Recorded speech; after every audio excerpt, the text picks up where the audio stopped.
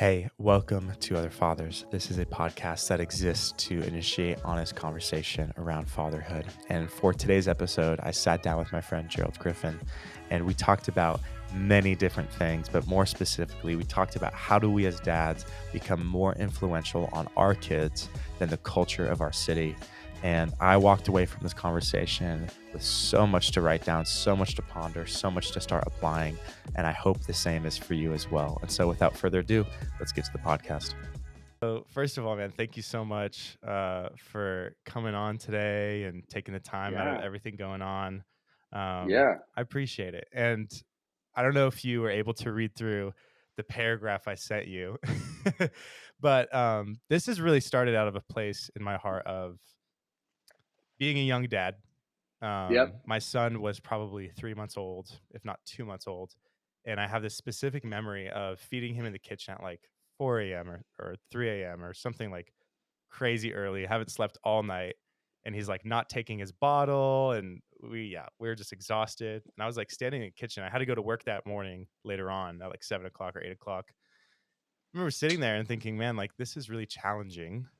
I can't imagine doing this like alone because at my job and in my community and where I'm at, like I have a lot of really good dads around me, and I have a lot Yeah. of really like I'm just blessed to have good father figures and Hmm. all these things. And then I started to think to myself, man, like I wonder if there's a platform out there for dads who are new to this, who are Yeah. confused by this, who are alone in this, who could just get wisdom from other guys further down the Hmm. journey than them. And Hmm. that's where this kind of started. So the whole idea of Amazing. it is other fathers. So hearing from other fathers. Yeah. And I joke with everybody that if nobody cares for this, if, we release it and it gets one view and it's just me, at least I learned some really Yeah. valuable lessons and I kind of get to glean from that wisdom. So I ask a whole bunch of Absolutely. questions and talk very little and just ask you guys kind of what's up. And so that's kind of Oh, the main so drive for good. today.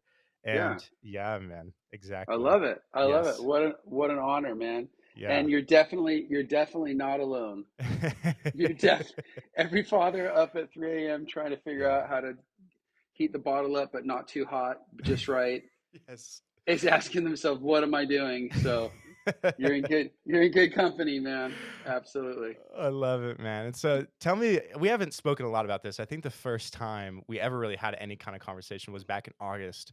We sat Hmm. down at that beautiful restaurant and we ate way too much food. And I just remember the pita bread and the hummus just Yeah, being, man. oh, Yeah. amazing. And Yep. you Yep. That restaurant's in my neighborhood. It's dangerous dude, you're a lucky and man. good and You're a good. lucky Yeah. man. Yalla, man. It's legit. Yalla, that's right. Yalla. That's Yep. right.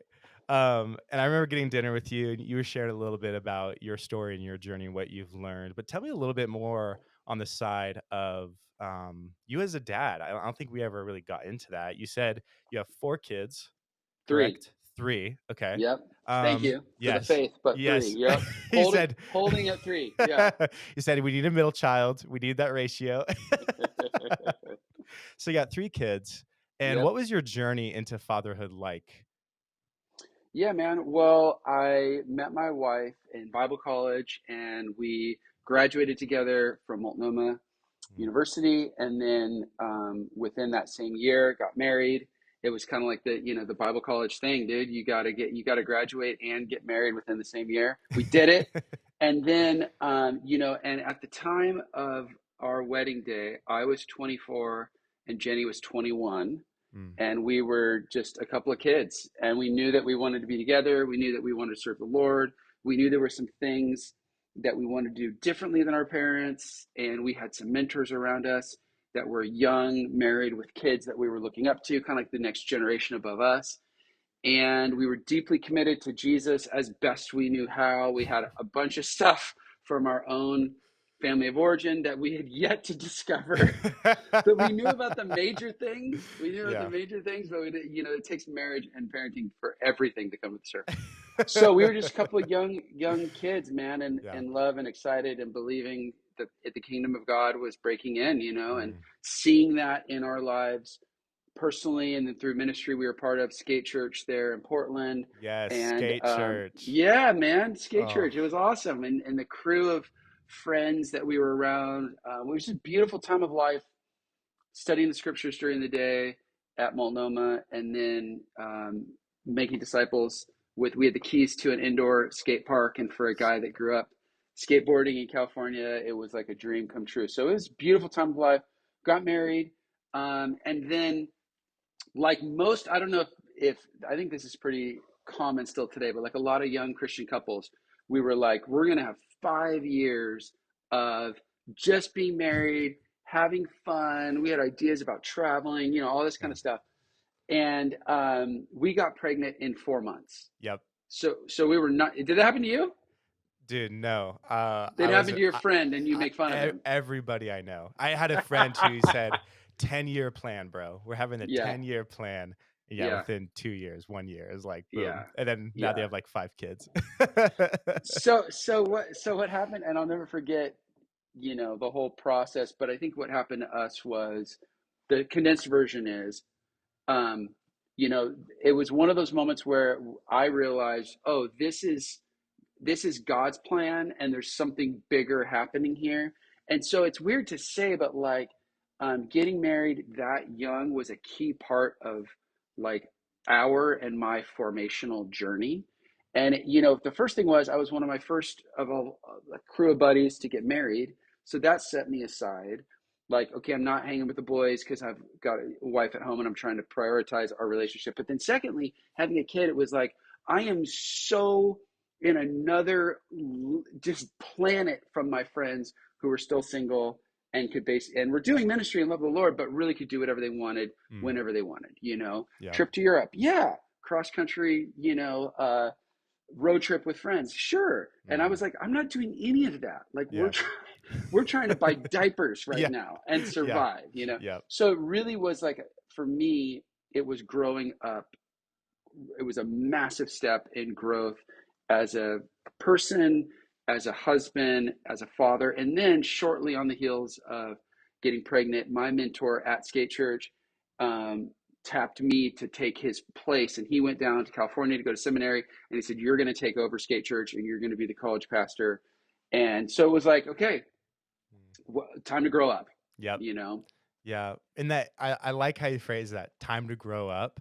Yeah. Um, for you, looking back now, all these years later, did you ever sense a little bit of jealousy or resentment in your heart for kind of looking on the outside? And is this prior to social media as well as it Mm-hmm. is now? Oh yeah, I Yep. can't even imagine now if that, Yep. but was there any The resentment or any of that? FOMO. Yeah, yeah, Yeah, the FOMO was real. And then, dude, young, didn't know what I was doing. And neither, my wife, at one point, this is hilarious, at 21, Jenny finds out she's pregnant. And at one point, she actually cried and said, "Last year, I was living in the dorms." Now, that wasn't exactly true. It had been a few years, but that's how she felt. yeah. She felt like it was like her life had just, you know. Oh, So, yeah, I think my struggle, like, I'm an Enneagram 7. Was, high energy, skateboarding, playing basketball, snowboarding and surfing, and doing all these things all the time. And so I think for me, the challenge was, I still wanted to go for a 4-day weekend and go on a trip and go snowboard, or I wanted to go for spring break down to California and sleep on my friend's couch and surf and pretend like I was 21.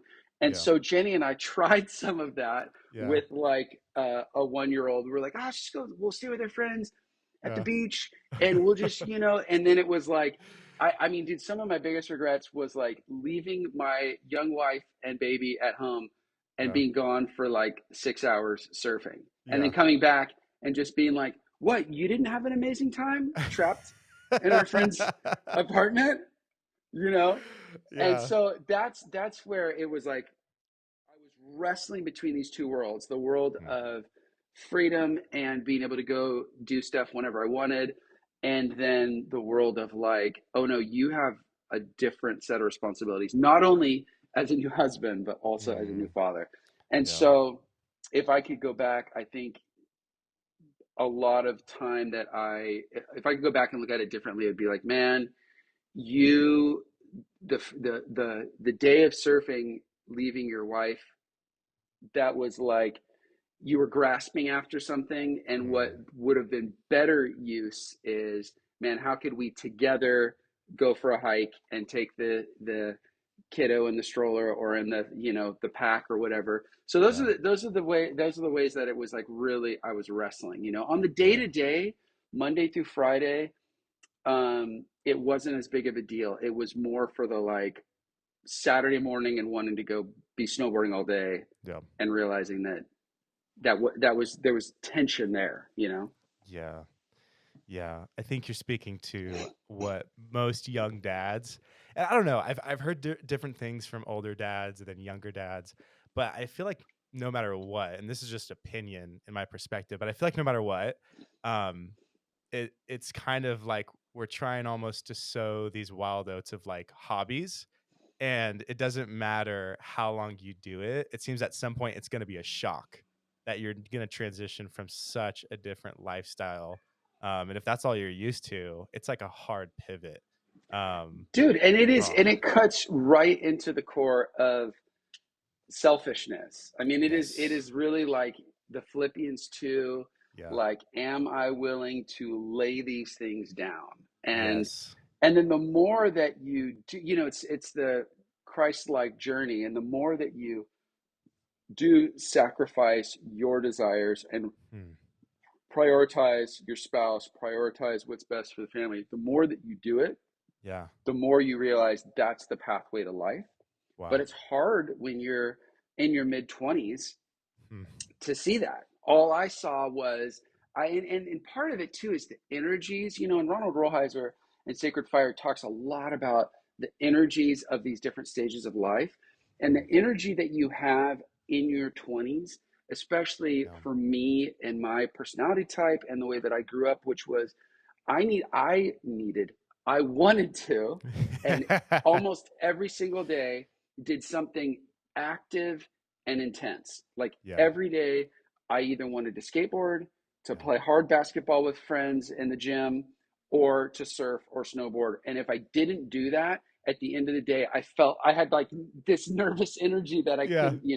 Yeah, So, so you hated winter. Like that's what you're telling me right now. Like in well, terms no, we of had, apart from yeah, snowboarding, being stuck yeah. inside. Yeah. Except we had the keys to an indoor skate park, so that was nice. Yes. but Yes. but yes, but so to figure out how to balance those energies and outlets and Mm, be present to a wife and newborn son was challenging, yeah. and so sometimes it was just like, hey, I'm not going to be able to go skateboard with the boys for half a day, so I'm going to get up and put on my running shoes. And I hated running. Running is like the worst. Running's what you do like if you're It's being why the chased. wheel was invented, bro. We don't need our legs Exactly. anymore. Why would we do? Yeah, exactly. So, but just like, okay, I'm going to put on these shoes and go run for 30 or 45 minutes because I know that will help me to get this energy out, to be Yeah. present to myself, embodied. It oftentimes a great run ends in prayer, and then I'm going back with different energy to be Mm, present to my family, that kind of thing.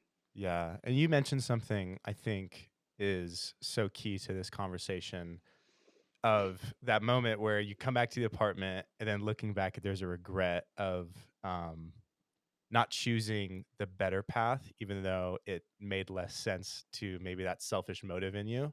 Yeah. And I remember talking on the phone with you, I believe a month ago, and asking about this conversation. And you mentioned something along the lines of being really committed and desiring to stay in the city you guys are in. Yeah. What was that process like? Was it something that had been a burning desire within your guys' heart for a long time? Did it kind of just end up you're a few years in Portland and then it's Mm. like, oh, well, we really love it here and this makes sense? What was that like? Yeah, I mean, the short story for me is, I grew up in California. I came to Portland to go to Bible college. Loved being at Bible college here, but it was always just in my mind a stopover long term. I wanted to go overseas and do kind of like, church planning and ministry and unreached peoples or places where the gospel wasn't growing in healthy ways. So we ended up going from here to northern Spain, did a Wow. year with three little kids, did a year in northern Spain, and I was hoping we are going to be there for 8 to 10 years to life. And after a year, crashed and burned. Totally did Wow. not work. didn't work for our family. Mm. My personal health was failing. I was just like a totally like emotionally unhealthy, Yeah. Yeah. no community. The whole thing just fell apart. I mean, the Yeah. train fell way off the rails. We Yeah. came back to Portland after that in 2008 and kind Mm. of were licking our wounds and going, the thing that I thought my whole life was about just didn't work. Wow. And so it was a major, major personal like failure of like, man, what am I supposed to be doing? And then through that process, Jenny and I discerned together, no, actually we're not going back to Spain. We're Mm. staying in Portland. And so it very much wasn't like our vision. It wasn't like, Yeah. this is what we want to do. It was the circumstances, Mm. and you see in the book of Acts, Paul sets out and thinks he's going one way and gets redirected by Spirit another. So I had consolation. There's precedence for this, but it was 2010 that I got connected with John Mark and his dad in the Mm. church that they had just planted, and they hired me to be the campus pastor, which then became Bridgetown Church. Yeah. Um, and then Mm. we started to realize, and for me, it was a massive, long, circuitous route back to Portland and back Yeah. to pastoral ministry where I had begun in Bible Mm. college and realizing, oh, this is actually what I was made for. And this is Wow. actually what our family needs and wants. And Yeah. then now, 14 years later, it's like, oh, this Yeah. was it all along. We didn't know. It wasn't our Yeah. wisdom. It was through trial and error and discerning through failure Yeah. what was indeed our calling. And now Yeah. we would both say like, man, we probably wouldn't pick Portland, Wow, except, really? oh no, we feel like the reason we're in Portland is because of a calling, like being a missionary. We feel called here now, Yes. and then now we've made our family here, and I don't just mean our immediate family, but our church family. And Yeah. now Jenny and I very much feel like a father and mother at Bridgetown Church, but also in the city because Yeah. we started here in Bible college in 1995. So it's Mm. been a minute. We have deep roots here now. And it's Yeah. like, man, we could go to sunnier and Mm-hmm. cities with politics that work. And there's a lot of things that we would love in other places that Yeah. we don't have in Portland. But what we feel here is a deep sense of calling Yeah. and family. And I mean that in the extensive word, kind of the Yeah. biblical New Testament family. Yes. And dude, I got to witness that firsthand back in August at that prayer night you guys Yeah. invited us to. And yeah, you like family would be putting it lightly, what you guys have accrued as a Mm, community. Like mm. it is such a beautiful group of people you guys have been surrounded by and choose to be Yeah. surrounded by. And I Um, think and I think you get that by staying, yeah. which is slow and difficult. Yes. And 2020 was brutal. Yeah. And but you get that, I think, over a long period of time Yeah. through being faithful and committed and present. Oh, dude, that's gold right there. Like that alone is what I think so many people need to hear. Mm, Um, and just the loneliness people face, the mm. frustrations they face, and the like just the transient culture we see so Yep. often of city hopping. You heard of Yep. church hopping, but I feel like it's like city hopping. Like people are Yep. just moving from coast to coast or wherever it may be. But for you to say, "Oh, we got this beautiful group of people and we have been established through just sticking around." And I Yep. love also that you said we wouldn't have picked this place. We would Nope. not have chosen it. Nope. I would have never guessed that by the Yeah. way you just talk about where you live. Like in Yep. conversations with you, I would never feel like, oh, you resent where you live and it's just Mm-mm. such a drag for you. Um, that is so cool. But it's And interesting, and the reason why is it's not about the place, and mm, certainly not about the politics yeah, or the ethos of the city. It's yeah, about the people, and I feel like we have a mild sense of persecution in yeah, Portland or whatever. But yeah, I do think, and going through 2020 when things were intensified and all of that, I mean, you forge these deep relationships, and mm, then the people we've been in community with, and some of our communities have blown up, and there's been disaster like any community. yeah, Uh, but the people that we've been in community with through highs and lows, mm, pregnancy, miscarriage, yeah, death of family members, all of these things. Yeah. As you go through those over time, it's like the roots just keep going Mm. deeper and deeper and deeper. Yes. Oh man. And what was that like for you guys coming back with 3 kids from Spain, Yes. having to figure that out? What was it like? I mean, you're describing it now. I don't even have to say it. The ethos of your city just Hmm. being contrary, not even in a faith sense, but even just a truth sense of what it Yes. means to establish and form little humans in the Yes. way they should go. What was that like for you guys? What were some things you learned?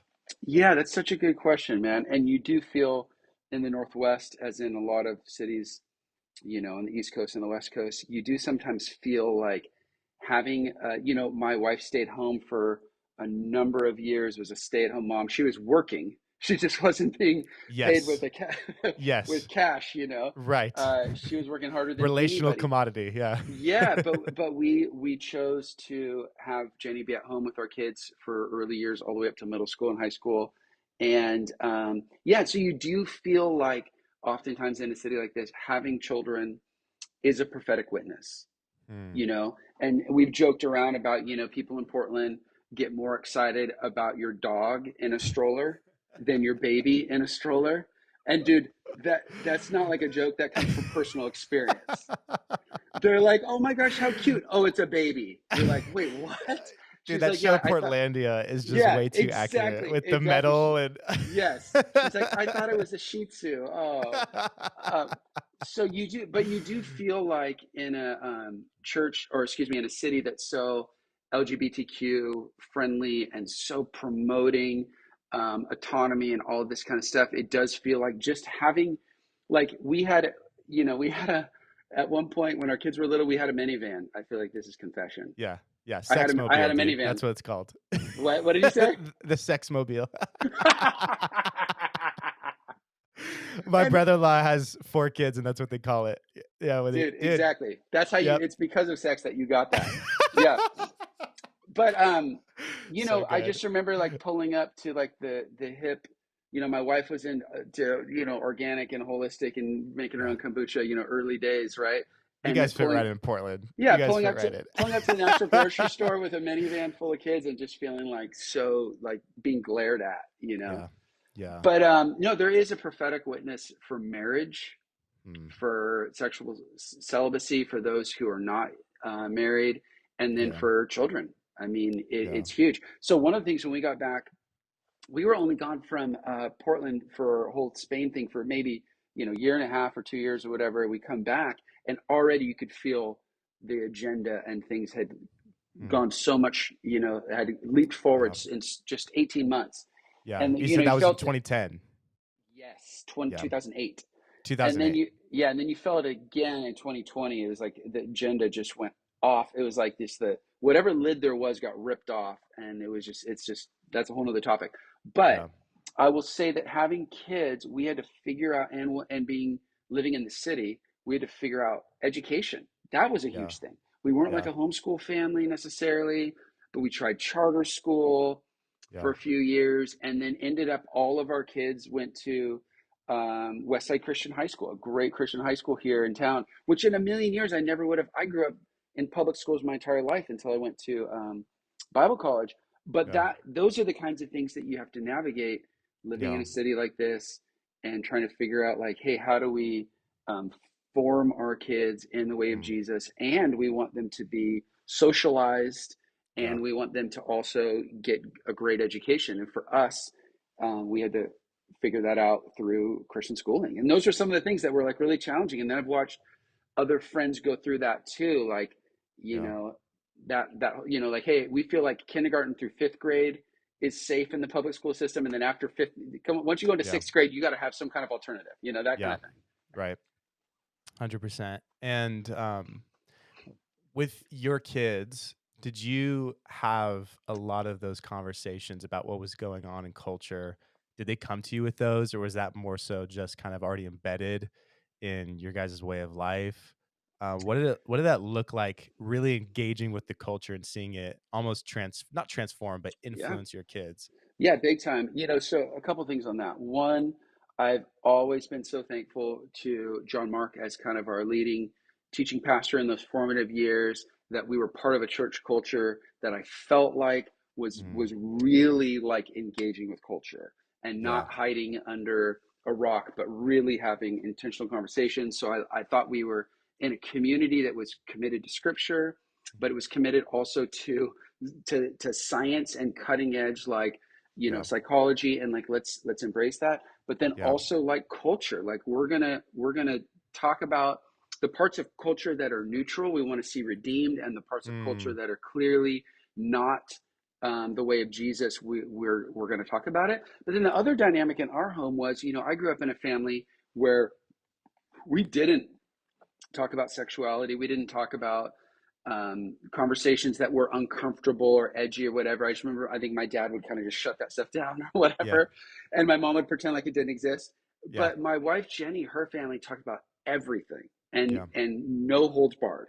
And so I remember as our kids were getting older and they'd come home and they'd ask about something, what does this word mean? And it was a sexual innuendo or whatever. I Yeah. remember like kind of clamping up and Yeah. freezing, and Jenny like kicked me under the table or whatever, and then she's like, yeah, let's talk about that, and I'm Yeah. like, are you sure? Yeah. But Yeah. really, she led us well into Mm. being totally open and honest. And I remember Jenny had to lead me in that space because of my family of origin. I didn't have a model for that. Mm. And so she's like, no, we're going to talk about everything. And Yeah. then she said to our kids, which I loved, which was, hey, you talk about everything here. The one thing we don't do is lie. That's So you good. guys, you can tell us anything you want, but the one thing we will not tolerate is lying. And so Wow. that created an environment then when our kids were in high school and stuff was really going down with their friends and all this kind of stuff. I remember our kids saying, we feel like we can talk to you about all these issues, about who's dating who, about what they're doing, about Mm. alcohol or whatever, and none of our friends are. Then I remember Wow. feeling like, wait, what? She's like, yeah, Dude. none of my friends, the parents don't know who they're dating. And it was Wow. like, oh crap. So at that point in Yeah. high school, I realized we earned this, and Mm. this is precious, and I don't want to lose it. Yes. Yeah. So how young were they when that kind of, you mentioned kind of like middle school? Mm. Is that when those conversations started spiking up, was when you guys really started emphasizing openness of communication? Yeah, and I think I remember in trying to get wisdom about, hey, when do I talk to my son about sexuality? And I Yeah. remember some great input was, um, you need to do it before like the kids on the Mm. playground do. So it's Yeah. earlier than you think. It's like Yeah. 8 years old, not 12 years old kind of thing. So I Yeah. think we tried to be preemptive in conversations about sexuality. And when kids are little, it was easy. It was like the dignity of like, hey, Mm. don't touch your brother there, don't touch your sister there, that's private, that's special, Yep. and then once it came on a little bit, like maybe fifth grade was like, oh no, now we're going full on into it, Yeah. and Yeah. then I think around that same time stuff started coming home, Yeah. probably fifth grade or whatever, pre middle school even. Yeah. Yeah. Wow. Wow. I just think of so many parents who are currently in circumstances that, the education thing's big, dude. Like you talking about that is so key. That's a big issue people are even facing in my city, with just current circumstances, Yeah. the ethos, as you Yep. put in, the politics, and Yep. the formation that culture is trying to take on to children, Yep. and really be impressionable on them. I think that's probably like task list number one. And we both saw this probably in 2020 of like everybody moving, right? Everybody moving to like Yeah. Florida or Yep. Texas. Yep. Totally. Totally. And I just Yep. think, man, like that's good for you if you have like the privilege for that, or you're able to do that, or if you feel called to do that. Um, but there's something to be said about sticking it out in the difficult circumstance. And it's weird to think, and the irony for us was I wanted to go be a missionary on the other side of the world. And Yeah. God's like, no, the place I'm calling you to be Yeah. salt and light is in Portland. And Yeah. now I got my dream. Yes, you're now full 24/7 missionary. 100%. And I think you're right. And when people were leaving our city in 2020, others were coming. And we got a lot of young people coming from the Midwest for the Portland dream, outdoors, the coast, better Yeah. coffee. and then coming to our church, and it's such an honor. Yeah. And I remember meeting young people and just saying, thank you for coming to Portland. You wouldn't Wow. come here unless you were called. You're a Yeah. missionary. It's like Yes.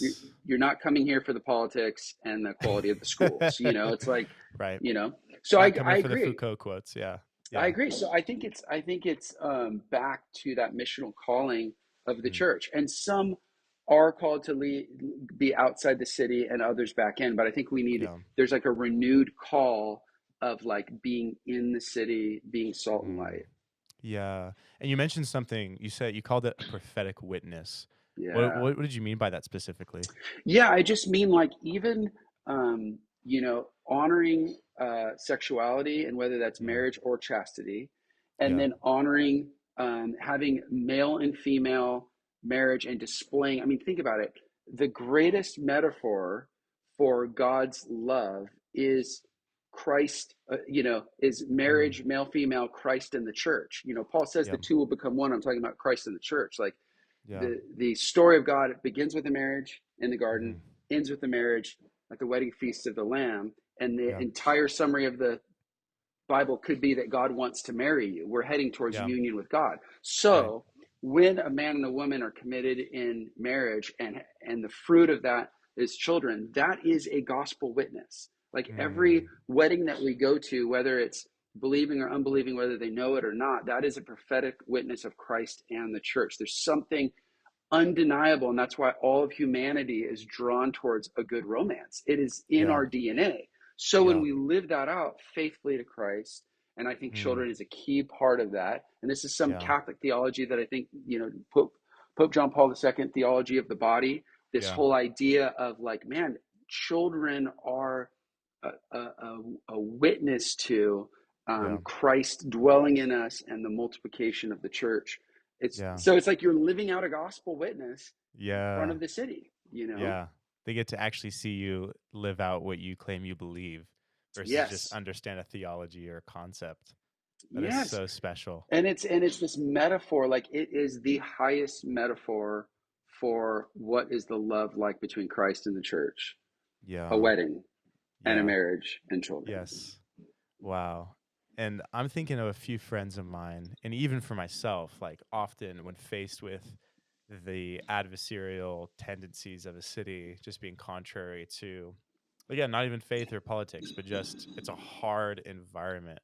What are some steps or things you would almost recommend and take to the bank for your personal journey as to deciding if you need to stay in the city you're in or not? Hmm. That's great. Yeah, man. It's so hard because everybody's situation is so different. Yeah. Um, but I do think our motivation for, oftentimes we think that if we move to a better environment, our Mm. life is going to be better. If we move to a Yeah. better church, or our church experience is going to be better. But the reality is, wherever you go, there you are, right? So you have to Yep. do the deep internal work of Yeah. like, what's the story that I've come from? What's my family of Mm. origin?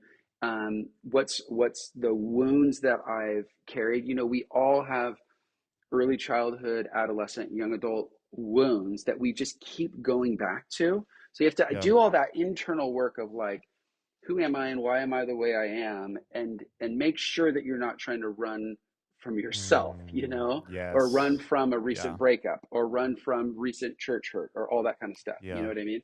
Like I feel Yeah. like you should be moving to something, not from something. So if the temptation is like something is happening here that I don't like, and you want to run from it, chances are that's going to, whatever that pain is going to go with you. It Mm. needs to be processed. So I would look for, I would encourage people to do that internal work.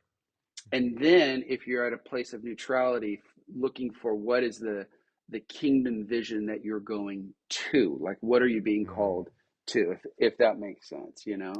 Yeah. And internal work, what does that look like on a week to week basis? Is that like therapy? Is that reading books? Is that having conversations? What does that look Well, like? yeah, and I think it starts with community, and that was the other piece I was going to say Mm. about like discerning moving. I think that's Yeah. we shouldn't make that choice in a vacuum. We make that choice with community. We make that choice with the Yeah. input of mentors, peers, church leadership, like bringing healthy people into that decision with you. So, Mm, so I feel like that's another thing that has been a guiding principle and has helped me in making big decisions. Is like I almost like if that whole decision is resting on you or you and your wife, I want to yeah. outsource some of that responsibility to trusted people. And then Yeah. when I go to make the decision, I'm like, hey, this wasn't just us. We have a Yeah. handful of people that are close that know us well, or they're godly, wise people that are Yeah. all on board with this decision. Now I feel like I have the Mm, confidence to make that, you know? And then I yeah. think the community piece also relates to healing. Like Yeah. the science, even obviously the New Testament, but also the science supports that you are healed and you do your best healing in community. And Wow. being in a place where people are committed to you, but also Mm. don't let you do whatever you want, you know? And Yes. Yeah. some have called it healthy shame. And healthy Hmm. shame is, Yeah. you know, we all know what negative shame is. Negative shame is I'm bad because I did this thing. It's an identity statement. You are bad. Healthy shame is we don't do that. So Mm, someone comes to the group, your community or whatever, and they talk about let's just use something a bit gross, like, hey, yeah, I ended up drinking way too much last night, and then I bought all this stuff online that I shouldn't have, and I yelled at my, wife, and I kicked the dog or whatever. yeah. Healthy shame is, hey man, thanks so much for sharing that, but dude, I just want to remind you of who you are in Christ and Yeah. who we are as a community, man. We don't, Mm, that's not how we act. So how yeah. can we help you? That kind of Yeah. thing. So Yeah. I think a lot of our healing comes from being loved. I mean, think about it in the sense Trinitarian perspective that Father, Son, and Spirit, God is relational community. And Mm, so we experience the most Trinitarian experience we can when we're in healthy community. And that's yeah. where we experience love. That's where we experience forgiveness. That's where we experience, um, you know, exhortation and admonishing. Like it happens Yes. in that Trinitarian type community. So I would say, like, Mm, that's key for healthy living. That's yep. key for healing. That's key for decision making Yeah. And and parenting. man, I think what you said just now about people who will support you and be there for you, but also equally call you out. It Yeah. seems like we're in a moment in culture at large where Yeah. it's like we want one, not the other. Mm-hmm. Be there for me, support me, Mm-hmm. love me, whatever that Mm-hmm. means. But don't confront me about anything. Yeah. Yeah. So that probably for so many people, and I think that's even found its way, even those listening who may come from a faith background or not, like specifically in the church, I feel like that has definitely picked up more Yeah. and more and more and more. Yeah. And I haven't been around a very long time, but I even witness it in my age demographic, young adults. It's like Yelp review community, and like Yep. you could Yelp review churches now, which is just Yep. like demonic. Like I don't know what, but Yep. but it's almost as if community has now been outsourced to even like a following basis Yep. of like if you're a fan of me and if you want to get onto like what I'm on Yep. in my stream of thought or whatever it is, like you can stick around, but as long as you're agreeing with me.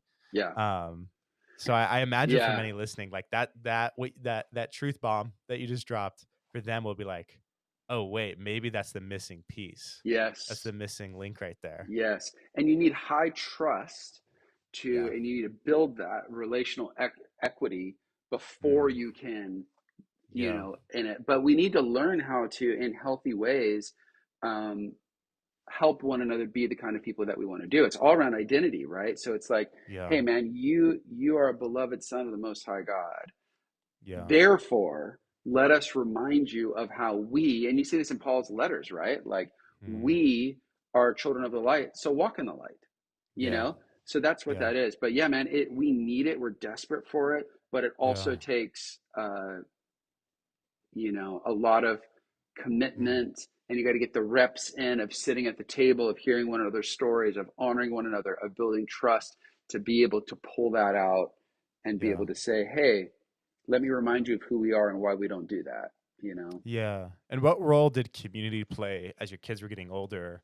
and you were having those conversations, did you tap into community more in those times, or did you sense that this is more of an internal family thing that we need to keep private, keep to ourselves? What was that like for you? Yeah, man, we started doing communities, pretty much from the jump when we started with Bridgetown in 2010. And for a lot of those years, they were in our home, and it was great. And our kids were kind of in and out. It was like I always used to joke around when the kids knew that it was someone's birthday in our community, we would have cake and they would all Yeah. be there at the table. Yeah. And then other weeks they would be up in the room doing homework Yeah. or talking to friends or whatever. And, so our kids were in and out.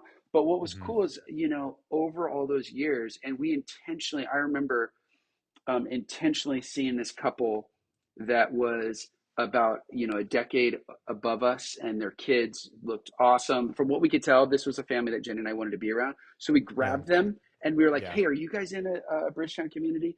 And they're like, Yeah. "No, not yet. We were thinking about it. Like, will you be in ours?" Yes. And then Yes. now we've been with them for I don't know how many years, 8 years or Wow. something, and it's been the best. So intentionally having couples in our community that we wanted to learn from them, or we held the same Mhm. values as them in parenting and in the way that we led our lives following after Jesus, has been absolutely like transformational for us.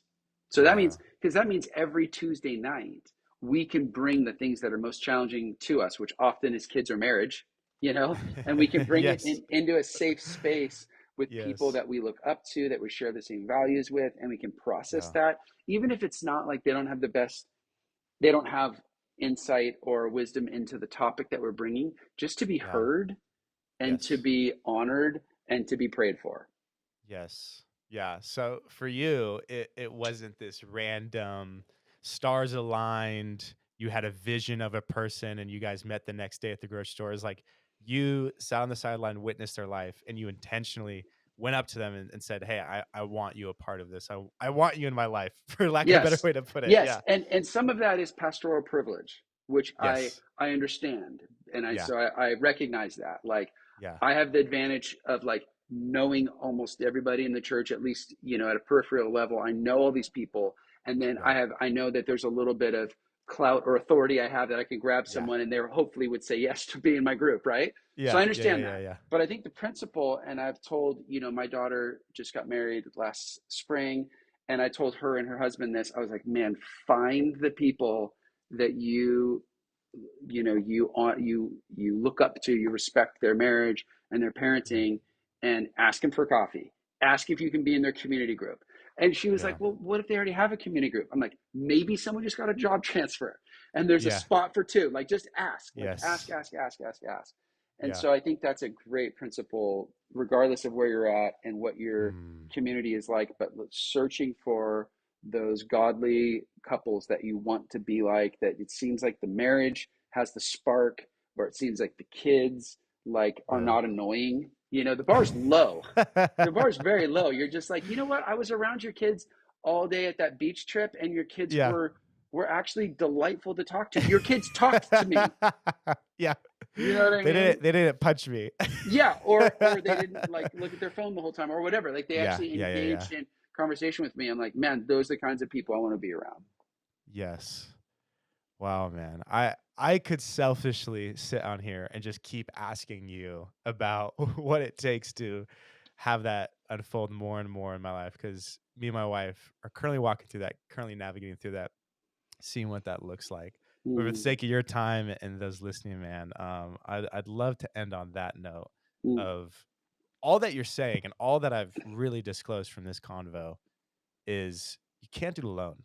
yeah, Like just trying to stick it out in a culture that's bigger than you yeah, on your own just seems to just capsize people. yeah, You know what I mean? yeah, To try to raise children on your own sounds, I mean, not even like the single parent perspective, but even like two parents in the household, yeah, like there yeah, seems to still be that tension yeah, because the circumstances you're surrounded by, the violence of your city or the politics of your city or the drugs of your city, I yeah, mean, it's bigger than us. And yeah, so what I've taken away from this is you got to do it together. yeah, You can't man. do it on your own. That's it. Wow. Yeah, it's interesting. Yes. I feel like our conversation, it's like the funnel. Like we Yeah. started with, Spain and my journey in church, and then Yeah. it's parenting, and now it's come down to this point.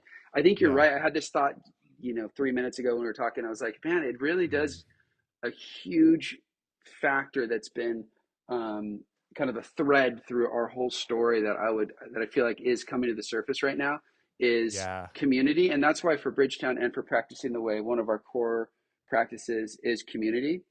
and Mm. and the reality is, so many people, and if I could just name this, because it's been all of our experience, is so many of us have been hurt in community or let down by community, or even our own family of origin story Yeah. reflected in table community is painful. But I just Yeah. believe there is no other way. Yes. There's no other Yes. option. Like, it's kind of like the local Yeah. church. Like, this is God's plan A, the local Mm. church and table community, and there's no way around it. Is it painful? Yeah. Will there be risk of pain? Yes. As in all relationships, and in all relationships of love, there will be betrayal, abandonment, but there's also no other way. This is it. This is the way. This is the way, man. This I is the love way. it, dude. Well, Gerald, thanks for your time, man. This was You such a bet. life-giving convo. And if you want to be my spiritual mentor, I wouldn't be mad. We could do this every Monday, man. It's Just great. let me know. It's great. Right on. Yes, bro. Well, thanks for the talk. And Yeah. I'm excited for people to get to listen to this. And I think there's going to be many, many moments for those tuning in where it's like, I've been trying everything I can, Yeah. and it Yeah. was that little bit, and probably, honestly, for me, probably the hard bit of like the Mm. healthy shame that probably a lot of us, especially as dads, Yep. keeping things to ourselves and kind Yep. of trying to figure out on our own, maybe some toxic masculinity there, Yep. but we need a little bit of that vulnerability and that healthy shame, Yeah. and And you so, have it with the oh brotherhood, which is how we got connected. You have a yes, community of brothers that are like, yeah, hey, man, that's not how we do it. This is who you are in no, Christ. This is how we live. And you're like, yes, I yes, need that. So yeah, you are living it, man. You and your crew are such, and then I know mm, Christian and his crew, man, are yeah, just such a bright light of what our mm, future leaders look like for church and culture. So, man, keep mm. up the good work, bro. I mean that. Hey, well, it's all thanks to those guys and just what the Lord is doing through them and who they are, and Yeah, it's a privilege to be around them, man. it's I am awesome. better because of them. Yep, there it Seriously. is. That's there. Yes. That's the whole. You nailed it. That's what I'm trying to Yes, say. man. Exactly. That's it. I love it, man. Well, we'll let you go, Gerald. Thank you, Thanks. bro. Grateful Yep, for you. my pleasure. See you All later. right. Have a good day, man. Bye. Peace. Hey, thank you so much for tuning in for today's episode. If you want to show your support for the show, please feel free to give a rating and a review. It helps the show out tremendously. If you want to go one step further, please share on your social media platforms. But with that, that's all we got. So we'll see you later.